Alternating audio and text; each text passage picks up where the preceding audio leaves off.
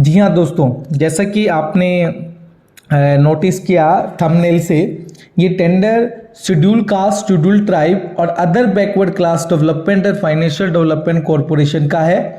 जी दोस्तों, ये West Bengal schedule caste, schedule tribe और अदर बैकवर्ड क्लास डेवलपमेंट और फाइनेंशियल कॉरपोरेशन का एक जबरदस्त टेंडर हम आपके सामने लेकर आए हैं, जिसमें कोई भी ट्रेनिंग पार्टनर अप्लाई कर सकता है। ट्रेनिंग का जो मेन हेडलाइन है टेंडर की, वो empanelment as a training provided और project link skill development program following national skill qualification framework. तो जी दोस्तों, आपकी स्क्रीन के सामने दिखाई दे रहा है। सबसे पहले अगर हम बात करें तो कौन लोग इसमें अप्लाई कर सकते हैं और क्या इसकी फीस है और क्या इसकी इंपॉर्टेंट डेट्स है और क्या इसकी टेक्निकल प्रेजेंटेशंस में मार्किंग क्राइटेरिया है, वो सब हम एक एक करके आपके साथ डिस्कस करेंगे। किन किन अनेक्चरों को आपको फिल करना होगा वो भी इस कंप्लीट वीडियो के अंदर बताया जाएगा। इस वीडियो को अंत तक देखें, तभी आप इस वीडियो को अप्लाई कर पाएंगे। कोई भी चीज़ अगर आप वीडियो को कंप्लीट देखे बिना अप्लाई करते हो तो आपके टेंडर के कैंसिल होने के चांसेस बहुत ज़्यादा हैं। सबसे पहले महत्वपूर्ण डेट 25 तारीख को पब्लिश किया गया, 25 जुलाई को, और अब 11 तारीख तक इसकी जो है लास्ट डेट है। लास्ट डेट एंड सबमिशन 11 तारीख है। टेक्निकल कैपेसिटी रिक्वायरमेंट 12 तारीख को होगी। टेक्निकल प्रेजेंटेशन जिसमें आपको बुलाया जाएगा वो 17 तारीख है। और uploaded list of empanelment agency वो 24 यानी कि 24 तारीख को करा जाएगा और 29 तारीख को आपको वर्क ऑर्डर इशू कर दिया जाएगा। ये थी महत्वपूर्ण डेट। अब आ जाइए दोस्तों सबसे इंपॉर्टेंट पॉइंट, कौन लोग इसके अंदर एलिजिबल होंगे। ठीक है दोस्तों, ऑलमोस्ट सभी लोग इसके अंदर एलिजिबल होंगे जो ट्रेनिंग के अंदर काम कर रहे हैं, स्किल डेवलपमेंट के अंदर काम कर रहे हैं। लेकिन कुछ मेन कंडीशंस को आपको ध्यान में रख के चलना होगा। Applicant shall be A partner of NSDC, यानी एनएसडीसी का पार्टनर हो या फिर किसी भी सेक्टर स्किल काउंसिल से एफिलिएट हो। दो मेन कंडीशन इसके लिए बड़ी जरूरी है। सेक्टर स्किल काउंसिल, किसी भी सेक्टर स्किल काउंसिल के साथ पार्टनर हो या फिर एनएसडीसी के साथ पार्टनर होना जरूरी है। सेकंड पॉइंट में जो सबसे महत्वपूर्ण पॉइंट होने जा रहा है, जो लोग भी इसको अप्लाई करना चाहते हैं वो इस पॉइंट को प्लीज कंसिडर करें कि पिछले 2 साल से वेस्ट बंगाल में वो काम कर रही हो और एटलीस्ट 3 डिस्ट्रिक्ट के अंदर उसका एक एक ऑपरेशनल स्मार्ट ट्रेनिंग सेंटर होना जरूरी है। कोई भी 23 डिस्ट्रिक्ट में से कोई भी 3 डिस्ट्रिक्ट के अंदर एक एक स्मार्ट सेंटर होना जरूरी है। उसके अलावा सेकेंड जो महत्वपूर्ण पॉइंट है, पिछले 5 साल में 2500 कैंडिडेट आपको ट्रेन किए होने चाहिए, 2000 कैंडिडेट आपको प्लेस किए होने चाहिए और मैन पावर एजेंसीज के साथ आपका एमओयू होना जरूरी है। उसके अलावा जो एप्लीकेंट इसमें आना चाह रहा है वो कहीं से भी टर्मिनेटेड या ब्लैक लिस्टेड नहीं होना चाहिए। ये थी महत्वपूर्ण एलिजिबिलिटी। उसके बाद एक और महत्वपूर्ण एलिजिबिलिटी जिसकी चर्चा करना बड़ा जरूरी है वो है financial eligibility. Financial capacity requirement क्या होगी, लास्ट 3 साल का या लास्ट 5 साल का आपका एवरेज टर्नओवर 1 करोड़ होना जरूरी है। लास्ट 5 ईयर का आपका एवरेज टर्नओवर 1 करोड़ रुपया होना जरूरी है। ठीक है दोस्तों, ठीक है। दो एलिजिबिलिटी क्राइटेरिया के बाद अब हम मार्किंग इवेल्युएशन क्राइटेरिया पर आना चाहेंगे, जिसमें मार्किंग है number of SSC approved centre. अगर 3 है तो मिनिमम एलिजिबिलिटी है, उसके 5 नंबर मिलेंगे। अगर मोर देन 10 है तो पूरे 10 मार्क्स मिलेंगे। मैन पावर आपको ईच कोर्स में आपके पास पेरोल पर होनी जरूरी है, यानी जिस भी कोर्स के लिए अप्लाई कर रहे हो उसके ट्रेनर्स आपके पास होने चाहिए और जो रिक्वेजिस्ट या जो एनक्यूआर उसकी क्वालिफिकेशन, जो उसका क्यूपी उसकी क्वालिफिकेशन कहता है उसके अकॉर्डिंग होना जरूरी है। 10 से ज़्यादा अगर आपका रहता है तो 10 मार्क्स मिलेंगे आपको ईच डिस्ट्रिक्ट में। अदरवाइज तो 1 2 3 5 4 2 6 7 और 7 to 10 आपको पूरे 10 मार्क्स मिलेंगे। नंबर ऑफ कैंडिडेट की अगर मैं बात करूं 25 मिनिमम एलिजिबिलिटी है, पर 5000 से ज़्यादा हो तो पूरे 15 मार्क्स मिलेंगे।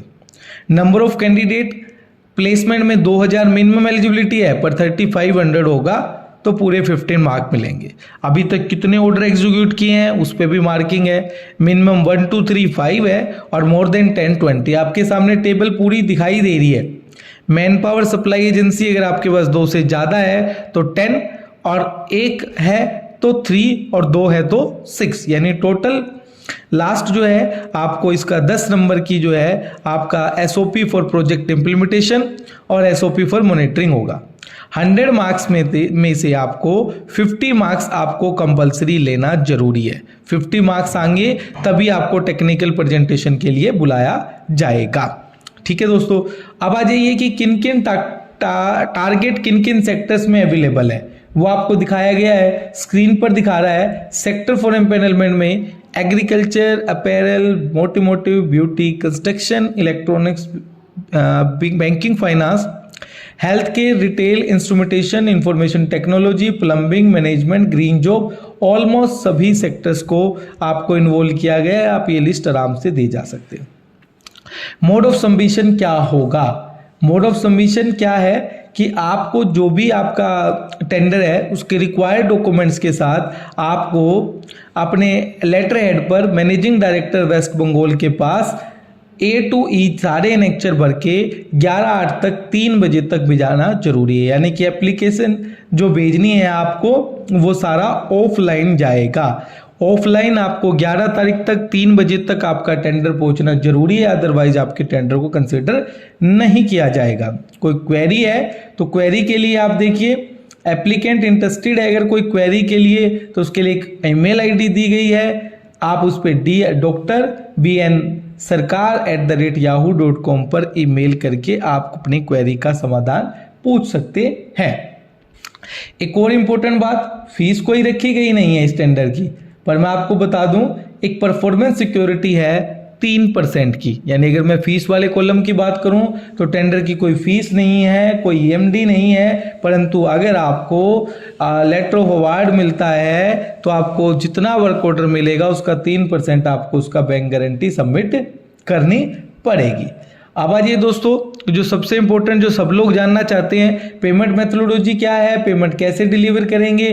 फर्स्ट ट्रांच 25% वही एनरोलमेंट के टाइम, सेकंड 40% वही ट्रेनिंग और असेसमेंट और सर्टिफिकेशन के बाद, और 35% वो आपको प्लेसमेंट के टाइम पर मिलेगी। तो ये था आपका प्लेसमेंट पेमेंट का शेड्यूल।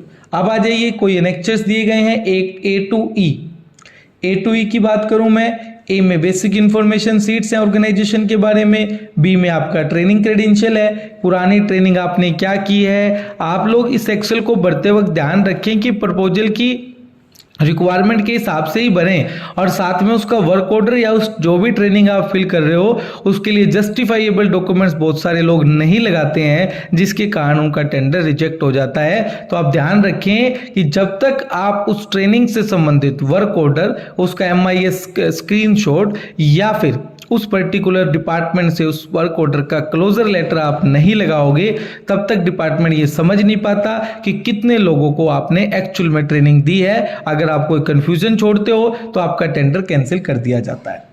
ठीक है दोस्तों, मैन पावर क्रेडेंशियल मैंने आपको बताया था, हर सेंटर के हिसाब से आपको मैन पावर क्रेडेंशियल देनी होगी। डी पॉइंट में क्या आप प्रपोज कर रहे हैं वो सारा ट्रेनिंग का डेटा आपको यहाँ पर देना पड़ेगा। और सबसे लास्ट जो पॉइंट है वो फॉर्म ई होगा, जो टर्नओवर के लिए है। पिछले 5 साल के अंदर ये आपको CA लेटर हेड पर 1 करोड़ एवरेज टर्नओवर के साथ ये टेंडर आपको बनाकर देना होगा। ठीक है दोस्तों, तो ये था शानदार टेंडर जिसकी अंतिम डेट 11 तारीख है। 3 बजे तक आपको हार्ड कॉपी में सबमिट करना होगा। और स्किल इको मार्ट के साथ बने रहने के लिए बहुत बहुत धन्यवाद। हमारे चैनल को सब्सक्राइब करें, इन वीडियोस को जिनको ज़रूरत है उनको प्लीज़ शेयर करें ताकि ज़्यादा से ज़्यादा लोगों तक ये वीडियो